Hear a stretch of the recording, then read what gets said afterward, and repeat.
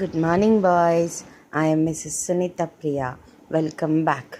Let us continue with the lesson of Quest for Freedom by Nelson Mandela. Turn to page number 36. My country is rich in the minerals and gems that lie beneath its soil, but I've always known that its greatest wealth is its people, finer and truer than the purest diamonds.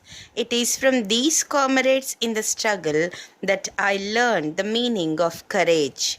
Time and again I've seen men and women risk and give their lives for an idea. I've seen men stand up to attacks and torture without breaking, showing a strength and resilience that defies the imagination. I learned that courage was not the absence of fear, but the triumph over it. I felt fear myself more than I can remember, but I hid it behind a mask of boldness. The brave man is not he who does not feel afraid, but he who conquers that fear. I never lost hope that this great transformation would occur, not only because of the great heroes of the struggle, but because of the courage of the ordinary men and women of my country. I always knew that deep down in every human heart there is mercy and generosity. No one is born hating another person because of the color of his skin or his background. Man's goodness is a flame that can be hidden but never extinguished. We took up the struggle with our eyes wide open, under no illusion that the path would be an easy one. Up till now, we have heard Nelson Mandela talking about the patriots of his country. But now he talks about the people of his country. He says the rich minerals and germs that lie beneath the soil.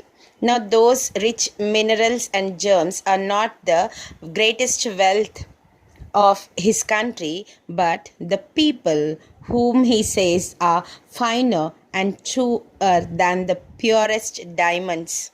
He says that these are the comrades in the struggle which made him learn about courage.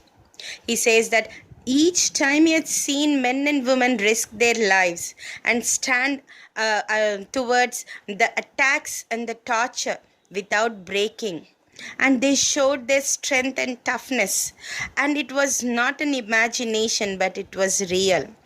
And he says that he has learned that courage is not the absence of fear but the triumph over the fear. And he has also said that so many times he himself have remembered he felt fear, but still he hid it behind the mask of boldness. And he says that the men are called brave who does not feel it but the one who conquers it. He says that the one who conquers the fear is the bravest. He says that not only because of the great heroes of the struggle, this was the transformation. It was only possible because of the courage of the ordinary men and women of his country. And he also says that deep down in every human heart there is mercy and generosity. And he also says men are born with generosity and mercy.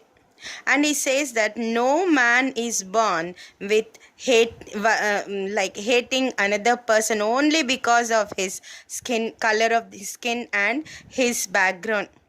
Man's goodness is like a flame which can be hidden but cannot be extinguished. He says that this struggle was fought with the eyes open. It was not an illusion, and they did not think that the path would be so easy. In life, every man has twin obligations to his family, to his parents, to his wife and children. And he has an obligation to his people, his community, his country. In a civil and humane society, each man is able to fulfill those obligations according to his own inclinations and abilities. But in a country like South Africa, it was almost impossible for a man of my birth and color to fulfill both of those obligations. I did not, in the beginning, choose to place my people above my family. But in attempting to serve my people, I found that I was prevented from fulfilling my obligations as a son, a brother, a father, and a husband. In that way, my commitment to my people, to the millions of South Africans I would never know or meet, was at the expense of the people I knew best and loved most. It was as simple and yet as incomprehensible as the moment a small child asks her father, "Why can you not be with us?"